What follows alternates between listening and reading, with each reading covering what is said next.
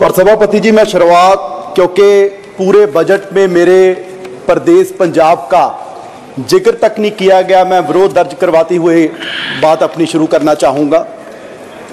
सभापति जी, जब मैं स्कूल में पढ़ता था तो दीवारों पे एक नारा लिखा रहता था, हम दो हमारे दो। और पूरे देश के लोग जानते हैं कि पिछले 10 साल 2 साहब की सरकार चल रही थी। अब उन 2 साहब के कंधों पर और 2 लोग बैठ गए हैं और वो पुराना नारा पूरी तरह फिट हो गया कि हम दो हमारे दो। सभापति जी, चलो ये तो पुराना नारा है, एक नया नारा इस सरकार का, सबका साथ सबका विकास।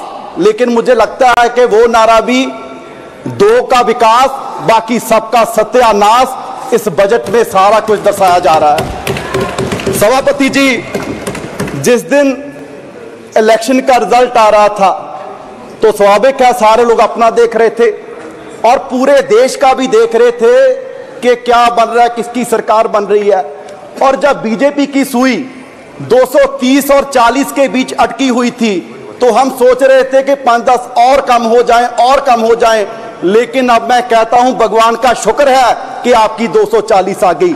अगर 5-10 और कम हो जाती, पता नहीं बाबूजी नायडू जी के साथ कोई और बाबूजी आ जाते और इस वजह से और शिक्षा का, स्वास्थ्य का, मनरेगा का और किसानों का बजट और कम हो जाता।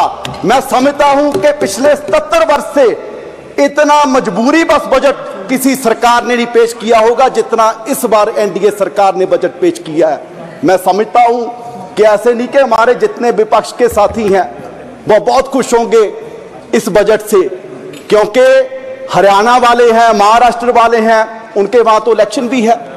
लेकिन मैं उनको कहना चाहता हूं कि आप सरकार की मजबूरी समझिए।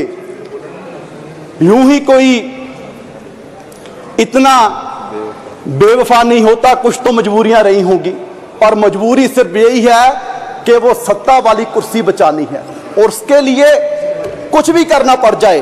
और उसके लिए आपने अपने बजट में जो 4 बातों का जिक्र किया है कि युवा का, किसान का, महिलाओं का, गरीबों का ख्याल इस बजट में रखा गया है। क्या हुआ? तो सभापति जी, किसानों से वादा किया गया था कि 2 गुना उनकी आमदनी करेंगे, एमएसपी का वादा किया गया। लेकिन बड़े दुख की बात है कि इसमें 27% फर्टिलाइजर पे सब्सिडी कम करके उन किसानों पर नया वोट पाने का काम किया गया और उनकी आमदनी और कम कर दी गई। क्या आपने कहा कि गरीबों की सरकार है और गरीबों को सबसे बड़ा बेनिफिट पूरे देश भर में अगर मिल रहा था तो मनरेगा से मिल रहा था और उसका भी बजट कम कर दिया। और उसमें जो महिलाओं की बात इसमें की गई है, सबसे ज्यादा महिलाएं ग्रामीण क्षेत्र से, अगर कहीं से उनको इनकम है तो मनरेगा से है। सो बड़ी शर्म की बात है, आपने ना गरीबों को छोड़ा ना महिलाओं को छोड़ा। और उसके बाद युवा की बात की गई। सर, आपके ही इकोनॉमिक सर्वे में जिक्र किया गया कि भारत क्योंकि युवा देश है, यंगिस्तान है, तो यहां एआई पर हमारे रिसर्च नहीं हो रहा। जितने रिसर्च पेपर से अगर हम अमेरिका से कंपैरिजन करें, चाइना से कंपैरिजन करें तो हम बहुत पीछे हैं। तो उस पर फंड देने की जरूरत थी। पर सर, बड़े दुख की बात है कि आपने आईआईटीज का बजट कम कर दिया, आईएमएम्स का बजट कम कर दिया। क्या इस तरीके से हम देश को आगे लेके जाएंगे? हम बात कर रहे हैं, मैडम भी बोल रही थे कि जी 10 साल पहले ऐसे थे, 10 साल पहले ऐसा था। सर, सिर्फ आंकड़ों से भारत आगे नहीं जाएगा। अगर पूरी दुनिया में भारत की पोजीशन देखनी है तो हैप्पीनेस इंडेक्स में हम 2016 में 118वें नंबर पर थे और अब 126वें नंबर पर चले गए। ग्लोबल हंगर में हम 111वें नंबर पर हैं 125 देशों में।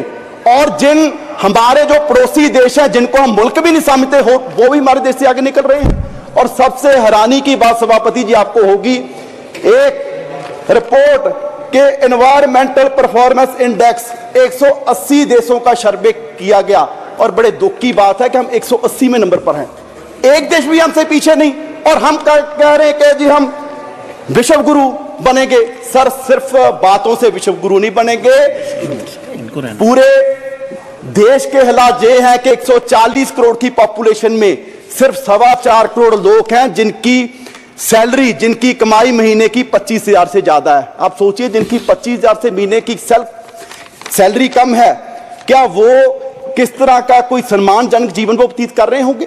यहां पर माननीय वित्त मंत्री जी ने बड़े गर्व से कितने बार पता नहीं कहा कि जी 85 करोड़ लोगों को हम राशन दे रहे हैं, 85 करोड़ लोगों को राशन दे रहे हैं। ये कोई गर्व की बात नहीं, मुझे लगता है कि सरकार के लिए शर्म की बात है कि पिछले 10 साल में आप 85 करोड़ लोगों को गरीबी से बाहर निकाल पाए और आप इसकी चीज को बड़े गर्व से बता रहे हैं। बैजा बैजा बैजा ओ बैजा ओ बैजा बैजा और सर बैजा, ऐसे देश आगे नहीं बढ़ेगा। और सर, अगर मैं लास्ट में अपने क्षेत्र पंजाब की बात करूं, क्योंकि सर वैसे तो किसी प्रदेश का ध्यान नहीं रखा गया, अगर मैं पंजाब की बात करूं सर, फ्लड्स के लिए बजट आपने लॉट किया। आपने कहा जी साम में फ्लड्स आए, बिहार में फ्लड्स आए, उत्तराखंड में फ्लड्स आए, हिमाचल में फ्लड्स आए। क्या सर पंजाब देश का हिस्सा नहीं है? जो बारिश उत्तराखंड में हुई, हिमाचल में हुई, क्या वो पहाड़ों में रुक जाएगी? वो सारी बारिश का पानी पंजाब में आया और 1680 करोड़ का नुकसान पंजाब का हुआ। सर, मैं उस समय इरिगेशन मिनिस्टर था, मैं तरन तारण गया, मैं कपूरथला गया, मोहाली गया, रोपड़ गया और हमारे वहां सर क्षेत्र में ऐसा माहौल बन गया कि 3-3 फुट मिट्टी चढ़ गई और वहां मैं दावे से कह सकता हूं कि अगले 20 साल भी वहां खेती नहीं हो सकती। और सर 2 मिनट और सर, मैं पंजाब के पॉइंट ऑफ व्यू से कहूं, इतनी नफरत पंजाब से क्यों है? जिस पंजाब का बलिदान इतना बड़ा रहा कि देश को आजाद करवाने में भी हमारी 80% कुर्बानियां, और उसके बाद भी सर पंजाब के किसी गांव में जाइए, आपको कोई भी गांव में ऐसा नहीं मिलेगा कि जिस गांव में हमारे शहीद की मूर्ति ना हो, जिसने सरहद पर राखी करते अपनी जान कुर्बान दी।